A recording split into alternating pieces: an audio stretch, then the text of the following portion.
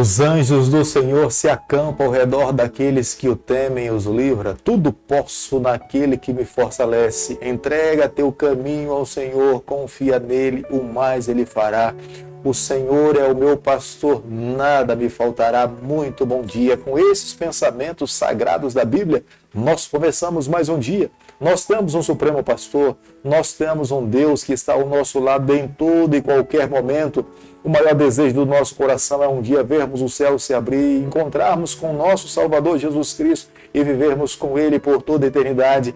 Será Ele mesmo que um dia vai dizer: não mais morte, não mais dor, não mais pecado, não mais sofrimento, e nós estaremos seguros ao lado do nosso Criador.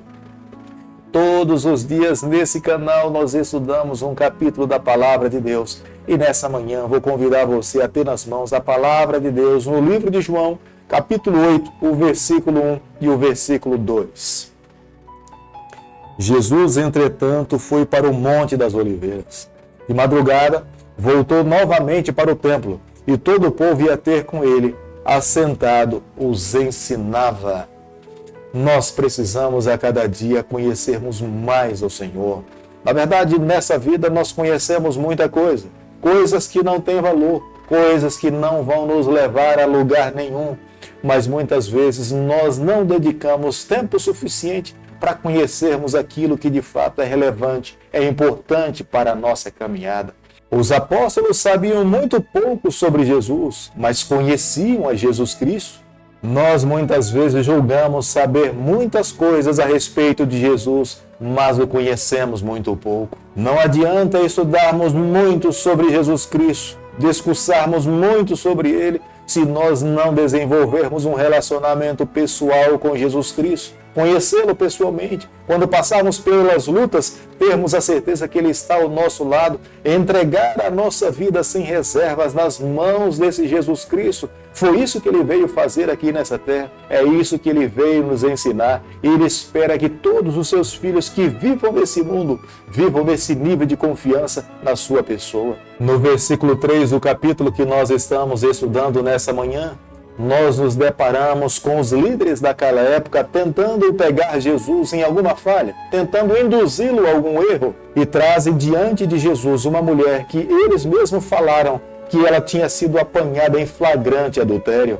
Eles queriam testar a Jesus, eles queriam incriminar a Jesus, eles queriam que Jesus se posicionasse de alguma forma que eles pudessem acusar a Jesus Cristo. João capítulo 8, versículo 5, a Bíblia diz o seguinte: e na lei nos mandou Moisés que tais mulheres sejam apedrejadas. Tu, pois, que dizes? Jesus, vendo a declaração daqueles líderes, escribas e fariseus, Jesus se debruça, pega uma pedra e começa a escrever no chão os pecados daqueles homens. Jesus conhecia aqueles líderes melhor do que eles mesmos se conheciam.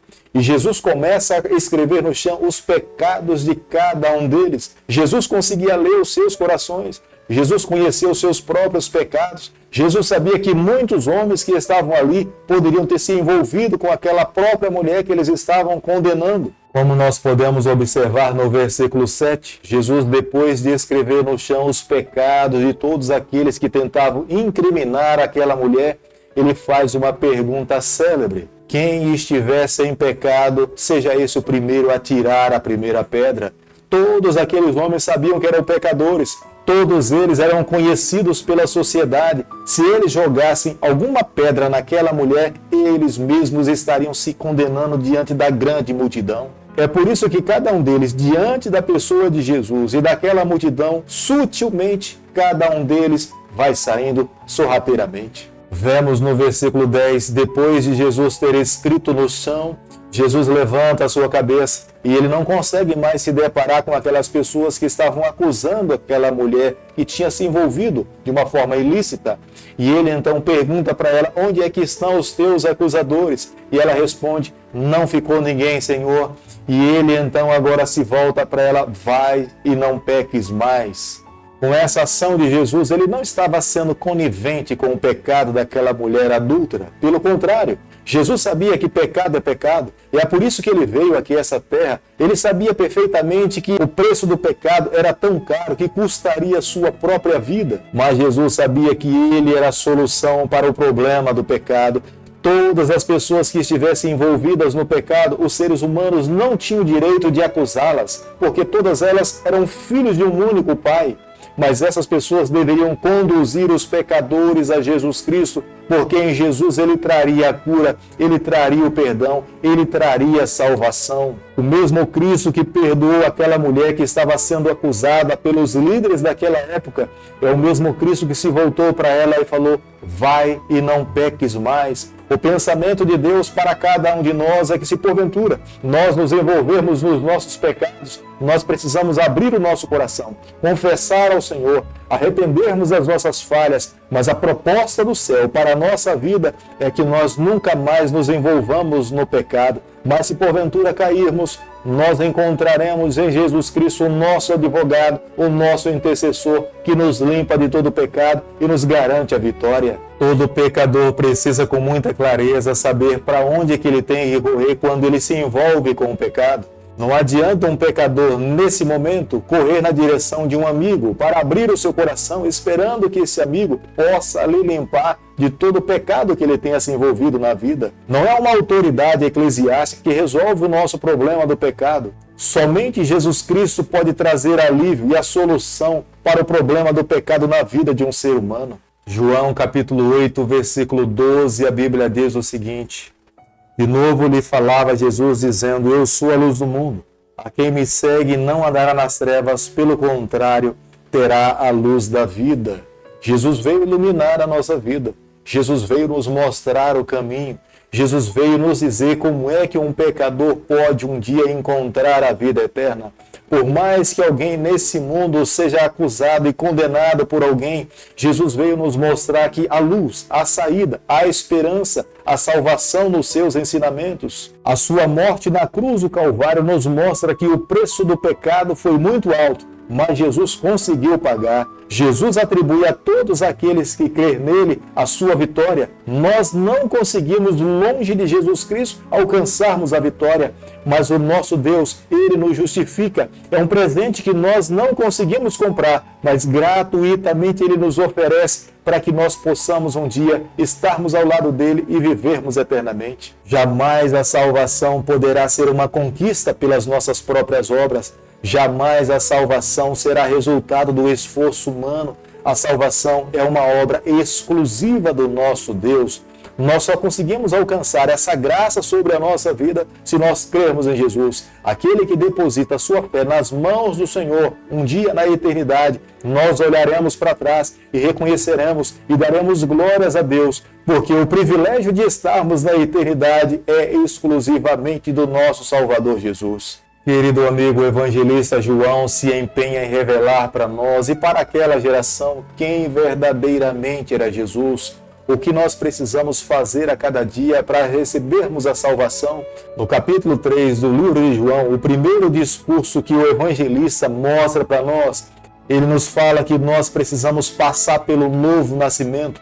Aquele encontro que Jesus teve com Nicodemos é o que de fato a cada um de nós precisamos a cada dia fazer na nossa caminhada, nascer de novo, permitir que o Espírito Santo molde, transforme a nossa vida e nós nos tornemos uma nova criatura ao lado do nosso Salvador. Mas o segundo discurso de Jesus, ele falava que ele é a água viva. Aquele que está com sede deve ir a Jesus. Aquele que de fato quer encontrar salvação precisa se encontrar-se com Jesus Cristo. Muitas vezes nessa vida nós buscamos saciar a nossa sede em outras fontes e nós sofremos e nós padecemos. Quando olhamos para a vida daquela mulher samaritana ao lado da fonte em busca de uma água, ela já tinha tentado saciar a sua sede em 6 relacionamentos, mas não tinha conseguido encontrar a felicidade. Mas depois que se encontra com Jesus, ela consegue compreender que em Jesus Cristo, a verdadeira felicidade, somente em Jesus Cristo foi possível saciar a sede do seu coração. No capítulo 5 do livro de João, João fala para nós que Jesus Cristo é tão divino quanto o Pai. Quem vê o Filho está vendo o Pai. Quem vê o Pai está vendo o Filho. A autoridade do Pai é a mesma autoridade do Filho. Mas aqueles que desejam um dia se deparar com o Pai precisam primeiramente aceitar a Jesus na sua vida, entregar o seu coração nas suas mãos. Jesus é a nossa ponte que nos conduz a um dia termos acesso a viver eternamente ao lado do nosso Pai. No capítulo 6 do livro de João, Jesus se apresenta para nós como sendo o pão da vida. Se nós queremos ter vida sólida espiritual, nós precisamos olhar para Jesus, para os seus atos, para os seus sinais, para as suas ações. Somente através da vida de Jesus Cristo nós encontramos base para dar continuidade na nossa caminhada. No capítulo 7 do livro de João, nós entendemos que é uma vida dependente do Espírito. É o Espírito que traz vida para nós, é o Espírito que transforma o nosso coração. Se nós almejamos e entendemos que há uma necessidade de ter mudanças na vida, longe do Espírito, se torna impossível. As verdadeiras mudanças que acontecem na vida de um ser humano se dão através da obra do Espírito Santo.